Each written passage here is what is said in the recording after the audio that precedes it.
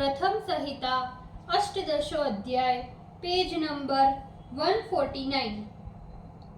ललाट के अग्र भाग में गुरु के हाथ अथवा अपने हाथ से बैठकर भस्म अथवा मृतिका का तिलक लगावे, यही शिव भक्त का लक्षण है। जो गुणों को शिष्य में आरोपित करे उसी को गुरु कहते हैं। जो विकार युक्त राजस आदि गुणों को रोककर उसे दूर करता है, वह गुणतीत पुरुष परम शिव स्वरूप से गुरु कहा जाता है। अथवा जो विश्वस्त शिष्यों के हृदय से तीनों गुणों को दूर कर शिवत्व का आरोपण करता है, उसे गुरु कहते हैं। इसीलिए ज्ञान युक्त गुरु का शरीर गुरुलिंग होने से पूज्य है। उस गुरुलिंग की पूजा गुरु शुश्रूषा से होती है। मन वचन कर्म द्वारा गुरु की गई शक्य अथवा अशक्य आज्ञा का पालन प्राण और धन द्वारा करना ही गुरु की शुश्रूषा है। इसीलिए शासन योग्य होने के कारण उसे शिष्य भी कहते हैं। सुशिष्य को उचित है कि वह अपना शरीर आदि प्रिय पदार्थ भी गुरु को अर्पण कर दे और सर्वप्रथम पाक में बनी हुई समस्त भोजन सामग्री उन्हें निवेदन कर पश्चात भोजन करे। सदा शासन के योग्य होने के कारण शिष्य पुत्र ही है। जिह्वा रूपी लिंग से मंत्र रूपी वीर्य कर्ण रूपी योनि में प्रवेश करने से वह उत्पन्न होता है। इसी कारण शिष्य मंत्र पुत्र कहा जाता है। इसीलिए उसे चाहिए कि वह गुरु रूप पिता का सदैव पूजन करे। जन्म देने वाला पिता पुत्र को संसार में डालता है, किंतु ज्ञानदाता गुरु रूप पिता उसे संसार से तारता है। इस प्रकार दोनों का अंतर जानना चाहिए एवं गुरु रूप पिता का जन्मदायी पिता की अपेक्षा विशेष रूप से पूजन करना चाहिए।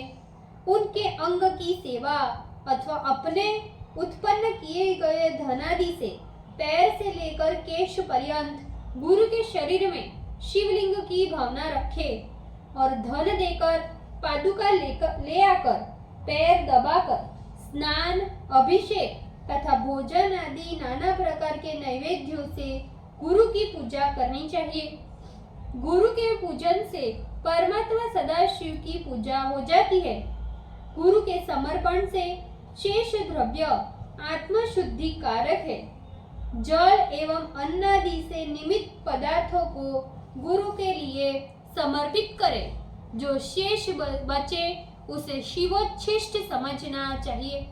हे ब्राह्मणों, गुरुच्छिष्ट द्रव्य ही शिष्यों तथा शिव भक्तों को ग्रहण करना चाहिए और उसी से भोजन करना चाहिए। गुरु की आज्ञा के बिना अथवा उनके समर्पण के बिना जो द्रव्य ग्रहण करता है वह चोरी के समान है। गुरु में रहने वाले विशेष गुणों को यत्न पूर्वक ग्रहण करना चाहिए और समझ बूझकर गुरु बनना चाहिए। शिष्य के अज्ञान को दूर करना यही गुरु का कर्तव्य है। अतः अज्ञान दूर करने वाले को गुरु को विशेष जानकारी होनी चाहिए। कर्म पूर्ति के लिए गुरु को चाहिए कि वह शिष्य के विघ्न को शमन करे। निर्विघ्न एवं पूर्ण सांगता से किया गया कर्म सफल कहा जाता है। इसीलिए बुद्धिमान पुरुष को उचित है कि कर्म के आदि में विघ्नेश्वर श्री गणेश का पूजन करे। सभी प्रकार की बाधाओं की निवृत्ति के लिए सभी देवताओं का पूजन करना चाहिए।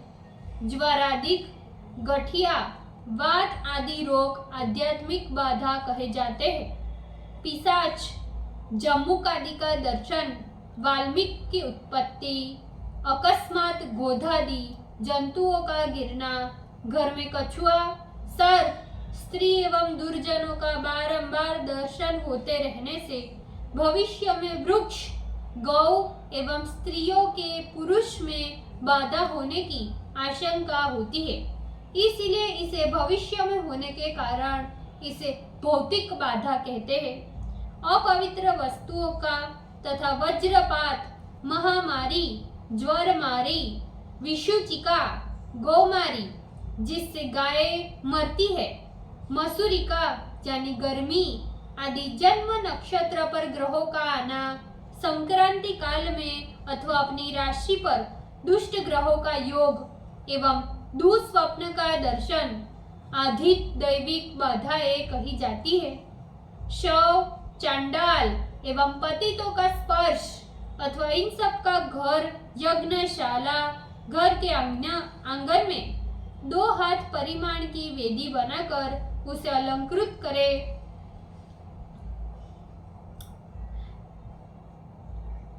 शव, चांडाल एवं पतितों का स्पर्श अथवा इन सब का घर में प्रवेश आगे आने वाले दुख की सूचना होती है।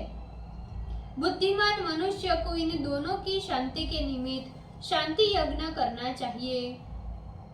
देवालय, गौशाला, भार मात्र ब्रीही यानी धान्य स्थापन कर उसे फैला दे। बीच में अष्टदल कमल लगावे। इस प्रकार दिशाओं में भी कमल लगावे। सूत से लपेटे घड़े को गुग्गुल धूप से धूपित कर उस महाकुंभ को वेदी के मध्य में स्थापित करे एवं उसके चारों दिशाओं में भी घट स्थापित करे। उस 8 कुंभों में नाल सहित आम की कुंची एवं पंच द्रव्य यानी लौंग, कंकोल, अगर, जायफल, कपूर और द्रव्य युक्त करमंत्र पढ़ते हुए कलश में जड़ छोड़ दे और नीलादि नवरत्नों को भी उस कलश में छोड़े और शांति कर्म के जानने वाले आचार्य का सहपत्निक वर्ण करे। ओम नमः शिवाय। श्री शिवाय नमस्तुभ्यम। भूल चूक माफ करजो शिवजी, कृपा रखजो। આજના શિવપુરાણના વંચનનો પુણ્ય મને પ્રદાન કરજો શિવજી। ઓમ નમઃ શિવાય। શ્રી શિવાય નમસ્તુભ્યમ।